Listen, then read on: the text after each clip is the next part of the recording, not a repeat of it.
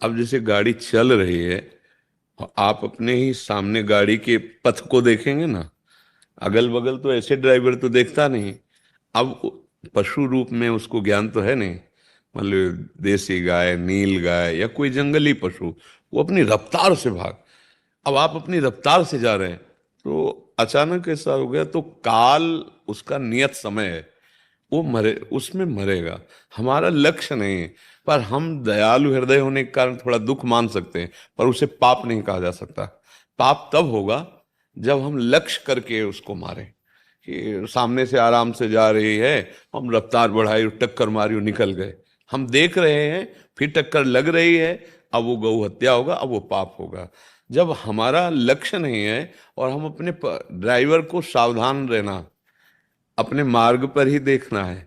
अगर वो पथ की तरफ से दृष्टि जरा सा चूकेगा तो फिर अपराध बन सकता है। तो आप अपने पथ पे चल जाओ, वो साइड से एकदम भाग के आ रहे, तो फिर उसमें कोई अपराध नहीं है। और मरना एक निश्चित समय शरीरों का है, किस हेतु से कब कहाँ किसकी होगी ये पक्का है, तो उसमें चिंता नहीं करनी। और ये अगर लक्ष्य करके किया जाए तो पाप है, और ये तो लक्ष्य था नहीं ना, तो इसमें वैसे ही आप कह रहे हैं हम गौ सेवक हैं, चाहे मनुष्य हो या गाय पशु हो, किसी को भी कष्ट करना चाहिए सेवा। पर भगवान ने दुख की रचना नहीं की है, भगवान ने तो सुख की रचना की है।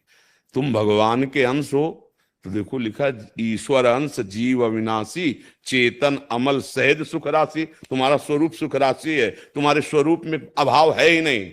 और शरीर कभी पूर्ण हो ही नहीं सकता, ये कामनाएं ही कामनाएं। तो शरीर में मैं को स्थापित करने के कारण अपने स्वरूप को भूल गए, इसलिए अब दोषारोपण होने लगा कि भगवान ने ऐसा क्यों किया।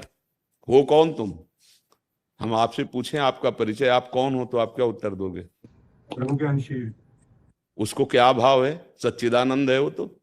नैनम छिंदन्ति शस्त्राणि नैनम दहाति पावका, न चैनम क्लेदयन्त्यापो न शोषयति मारुतः। अग्नि की ताकत नहीं उसे जला दे, किसी दिव्यास्त्र की ताकत नहीं उसे छेद दे, वायु की ताकत नहीं को उड़ा दे, जल की ताकत नहीं, फिर उसको दुख कैसे हो सकता है? तो वाणी से तो बोल दिए भगवान, लेकिन आप हो देह में, तभी आपको चिंता और शोक और कामनाएं और भोग वासनाएं जला रही हैं। अंदर से आप देख लीजिए, अभी तक जलाती रही हैं, अब भी हैं। इन दुश्मनों को बिना रौंदे सेना मेहनत करती है, तिलक राजा का होता है।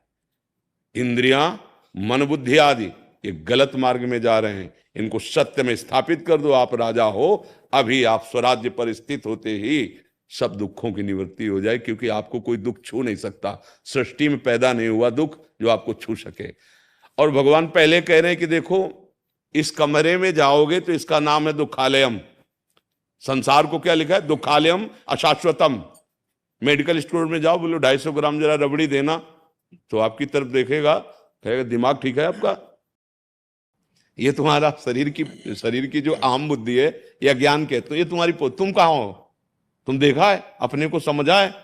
जब अपने को नहीं देखा यार, अपने को नहीं जान पाए तो तुम दूसरे को क्या जान पाओगे? इसके लिए सबसे पहले किसी महापुरुष का आश्रय, क्योंकि आदर्श हम जब तक किसी महापुरुष को अपना नहीं बनाते तब तक उत्साह नहीं बनता। मैं कौन हूं ये जानने के लिए भगवान और ब्रह्म ऋषियों ने आज्ञा की है कि पहले किसी ब्रह्मर्षि के पास, जो वेदों का पारगामी विद्वान और परब्रह्म की अनुभूति से युक्त हो, ऐसे महापुरुष का जाके वर्ण करे गुरु रूप से, और उनके उपदिष्ट साधना के अनुसार जैसा वो कह रहे हैं वैसे साधन करो, तो सर्वत्र जो भगवान विराजमान हैं वो आपको अनुभव करा देंगे कि आप क्या हो। सोई जाने जे देह जनाए।